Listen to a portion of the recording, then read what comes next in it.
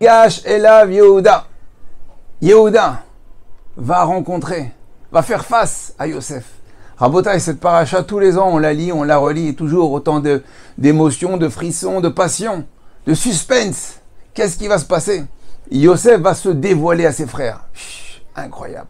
Alors, qu'est-ce que nous dit le Zohar HaKadosh sur cette rencontre historique entre Yosef et ses frères? Alors, parachat Vaïgash, Pash, Resh, Chet, Amoud Aleph. On va pas lire toute la partie, on va lire une partie. Amar Rabbi Yehuda, Zakaï Ninun Tzadikaya, Dekroube Delon Yehush Alma Be'alma. Il dit heureux, il dit Rabbi Yehuda, il dit heureux les tzadikim que lorsqu'ils vont se rencontrer l'un à l'autre, lorsqu'ils vont se fusionner, s'unir, ils vont amener le shalom dans le monde. D'où on sait ça? Begin di Adel Yachad Rabbi Yehuda, Umeka avec Rouvala Asgana Shelama Be'alma. Dea Yosef de Yehuda, Adelo Ikrevu Da Imda, Lo Ave Shalma, Kevan Ikrevu Yosef Yehuda. Karada Kedin Nasga Shalma Be'alma. On apprend ça de Yosef et Yehuda, que jusqu'à qu'ils se rencontrent, il n'y avait pas le shalom dans le monde. Une fois qu'ils se sont rencontrés, il y a eu le shalom dans le monde. Qu'est-ce que ce Zohar vient nous apprendre? Alors, à Emet, les mots du Zohar viennent ici parler des Midat de Yosef, c'est le Yesod. Yehuda, c'est la Malchut. Alpi Kabbalah, c'est une rencontre entre les Midot et une unification entre les Midot. Mais nous, on va essayer de regarder plus le Zohar Alpi Pshat. Qu'est-ce qu'on vient nous apprendre? Alors, j'ai lu plusieurs Mahamarim, et il y a un Mahamar on va essayer du Rav Pinkus, Tatzal, nous dit comme ça que dans la Avodat Hashem, d'accord, il y a deux voies. Il y a deux voies pour arriver, en fin de compte, à la Shlemut. Il y a l'extériorité, Chitzoniout, et Pnimiout, intériorité. On va voir qu'il va falloir rassembler les deux pour y arriver. Alors, Yosef et Tzadik, Yosef et Yehuda sont les représentants de ces deux midot. Yosef, comme on dit Yosef à Tzadik, extérieurement, tout le monde sait, Yosef, c'est un Tzadik. Il a été choisi par son père, il était le préféré, il était le meilleur, il avait déjà un parcours tout tracé.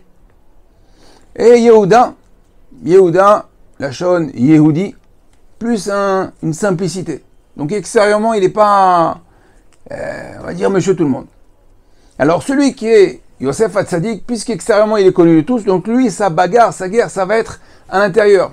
D'équilibrer l'intérieur avec l'extérieur, de garder son rang social, spirituel. Et on voit que lorsqu'il va descendre en Égypte, dans la maison de Potiphar, avec les esclaves, il est vraiment dans la plus grande des Toumas, et quand bien même Yosef résiste. Il résiste, d'accord, et il prouve qu'il existe. Alors que Yehuda, lui qui est plus un monsieur tout le monde, donc c'est bien que c'est un bon juif à l'intérieur, d'accord, mais il va devoir le montrer aussi extérieurement. Donc lui aussi il va avoir des difficultés dans sa vie, sa femme, ses enfants, sa belle-fille, et quand bien même avec ses frères, il s'est exilé, et quand bien même avec tout ce qu'il est tombé, il a réussi à se relever, et grâce à ça on va voir que Yehuda, il va devenir roi, il va avoir sur ça la Malchut. Donc on a Yosef Hatzadik, Yesod, Yehuda, Malchut.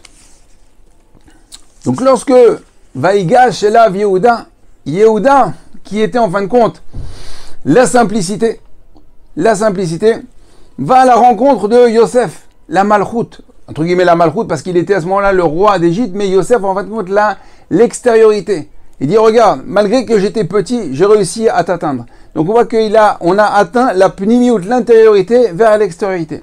Et c'est ça peut-être que le Zohar vient nous dire que lorsque Yosef et Yehuda vont se rencontrer, ils vont faire le shalom dans le monde. C'est quoi shalom? C'est la shlemut, c'est l'entité. C'est quoi ici le monde? C'est qu'on sait que l'homme il est considéré, il est comme le monde. Ça veut dire que, puisqu'on parle de midot ici, Yesod et Malchut, ça veut dire que de l'entité de l'homme, et ils ont réussi à faire le shalom. Il y a une Gemara dans Maseret Brachot, page 28, il dit comme ça, Amar Rava, Kol Talmid Chacham, Sheno Toho Kebaro Eno Talmid Chacham, tout Talmid Chacham, qui n'est pas à l'intérieur comme à l'extérieur, n'est pas un Talmid Chacham. Toho Kebaro, Toho c'est à l'intérieur, Baro c'est Toho c'est à l'intérieur, et Baro c'est à l'extérieur. Alors on pose la question, comment se fait que dans cette phrase que nous dit Rava, il mélange l'araméen et l'hébreu. Parce que Toho, c'est en hébreu, Toch à l'intérieur, et Baro, c'est Bar, c'est en araméen. Alors il dit parce qu'il faut voir qu'il y a à apprendre à l'intérieur et à l'extérieur de ce mot. Toho, comment on écrit Toho? Taf, Vav, Chaf, Vav. Toho, ça veut dire à l'intérieur. À l'intérieur de l'intérieur, on retrouve les lettres Kaf, Vav, qui fait 26. Maintenant, Baro, c'est Bet, Resh, Vav. Toho, Ve, Baro, excuse-moi. Toho, Ve, Baro, Vav, Bet, Toho, Ve, excusez, je reprends. Ouais, Toho, Ke, Baro. Toho, Ke, Baro. Kaf, Bet, Rash, Vav. Et donc, l'extérieur de l'extérieur, c'est aussi Kaf, Vav. Pour dire que l'intérieur qui est Vav, Kaf, Vav, ce qui est 26, doit être aussi comme à l'extérieur 26. 26, vous comprenez, c'est Akadosh Baruch Hu. C'est la spiritualité. C'est-à-dire qu'il c'est quoi un Talmid Chacham? Ça veut dire qu'il est à l'intérieur et à l'extérieur pareil. C'est-à-dire que quand il est chez lui, ou quand il est à la Beth Knesset, ou quand il se comporte avec sa famille, ou avec les étrangers, il est tout le temps pareil. C'est le Talmid Chacham. Et c'est ça, en fait, on doit arriver à ça. À la Shlemut. On doit arriver à la Shlemut. Vaïga Shelav Yehuda. Yehuda, il va venir vers Yosef, il dit voilà, moi aussi je suis arrivé. Et Yehuda, il est devenu roi. Parce que la force, c'est quoi? C'est quoi la force d'un roi? C'est justement d'arriver, de maîtriser et d'arriver, d'égaliser son intérieur à l'extérieur, à son intériorité avec l'extériorité. Et Bezrat Hashem, on sait que lorsque Mashiach va venir, qu'est-ce qui va se passer? Il va d'abord avoir Mashiach ben Yosef, qui va venir, qui va annoncer Mashiach ben David. Mashiach ben Yosef, il va venir de qui? De Yosef. Et Mashiach ben David, c'est la Malchut, c'est de Yehuda. Donc on voit que la Géoula, elle arrivera lorsque le monde il arrivera à sa Shlemut. À sa Shlemut aussi, c'est-à-dire que nous aussi on doit travailler pour arriver à la Shlemut du monde. Mashiach ben Yosef, Yosef c'est Yesod. Yesod c'est tout ce la Gdusha. Pour qu'on puisse avoir et entendre que Mashiach ben David il va venir, il faut d'abord avoir que Mashiach ben Yosef arrive. Et donc, c'est quoi notre travail aujourd'hui? C'est de travailler la Gdusha. C'est quoi la Gdusha? C'est l'intériorité, Rabotai. C'est quoi l'intériorité? C'est nos marchavot. C'est ce qu'on voit. Qu'est-ce qui peut nous juger pour savoir qu'est-ce qu'on voit, qu'est-ce qu'on pense, qu'est-ce qu'on ressent, à quoi? Il n'y a que Akadosh Baruch Hu. Donc, c'est un problème entre nous et Akadosh Baruch Hu. Mais lorsqu'on aura géré ce problème, d'accord? Alors, bien sûr, pour ça, il faut se préserver, il faut savoir écouter des bonnes choses, voir des bonnes choses, s'entourer de bonnes choses. Il faut être kadosh, il faut travailler justement la Midat HaYesod. Donc, lorsqu'on aura travaillé, et on arrivera à cette Kedusha de Yesod de Yosef, alors Mashiach ben Yosef, il va venir, il dit c'est bon. Et il pourra annoncer Mashiach ben David. Et là, à ce moment-là, il y aura la Géoula, il y aura le grand son du Mashiach Bezrat Hashem. Savoir que quand il va venir Mashiach ben Yosef, il va annoncer Mashiach ben David, Yehuda, et il va mourir. Il vient dans ce monde juste pour annoncer Mashiach ben David.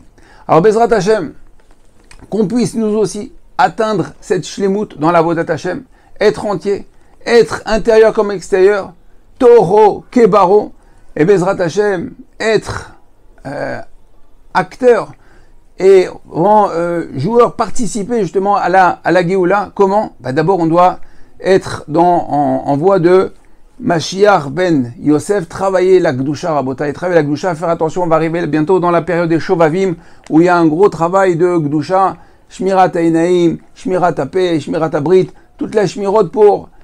Et donc c'est un vrai travail, parce que comme Yosef Hatzadik, il était descendu en Égypte, où c'était la Touma, c'était plus que 49 degrés Touma, nous aussi... Malheureusement, on est dans un monde complètement de Touma, mais quand même, on doit apprendre de Yosef Hatzadik. Si on relit tous les ans les mêmes parachas, c'est pour apprendre et c'est pour grandir. Alors, Bezrat Hashem, qu'on se renforce dans la Gdusha, Tahara, chez nous, dans nos maisons, avec nos enfants, avec l'endroit, là où on travaille, notre entourage, ne pas avoir peur de dire, on veut de la Gdusha dans le bureau, on veut un espace pour les hommes et pour les femmes. Quand on veut faire une fête, on sépare les hommes et les femmes. S'éloigner de toute mixité, que ce soit au travail, à la synagogue, dans les magasins. D'accord? Travailler la Gdusha. Mettre un filtre dans son téléphone. Le mieux, c'est de ne plus avoir de téléphone, mais si on en a besoin quand même pour le travail, c'est pas grave. Il faut pas avoir peur de mettre un filtre, même si ça doit coûter le prix du filtre, ou bien on doit éliminer quelques applications, il ne faut pas avoir peur à Rabotai. Si on veut, on peut pas demander d'un côté le Mashiach et de l'autre côté rester sans rien faire. Rabotai, le Mashiach, le vrai Mashiach, David, il viendra seulement si Ben Yosef vient l'annoncer. Donc tout ça, ça passera que par la Kedusha. Alors Bezrat Hashem, on se renforce. Je vous dis à très bientôt, bon travail et Kol Tov.